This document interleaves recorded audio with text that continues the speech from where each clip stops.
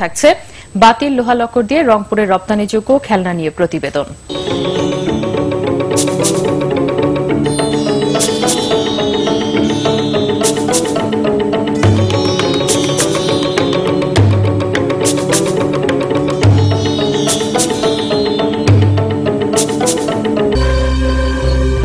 পীরগঞ্জ উপজেলা সদরে ছোট্ট কারখানায় স্থানীয় কারিগরদের হাতেই তৈরি হচ্ছে অদ্ভুত সব খেলনা। এর জন্য কোনো কারখানা বা যন্ত্র নেই, কম্পিউটারে করা নকশা দেখে হাতেই তা তৈরি হচ্ছে। এগুলো আমরা বিভিন্ন জায়গা থেকে প্রতিদিন সংগ্রহ করছি, করে বিভিন্ন ডিজাইন করে ওই ডিজাইনটাকে দাঁড় করাচ্ছি। মাসে আমাদের 500 পিস পর্যন্ত বানানো সম্ভব আর কি।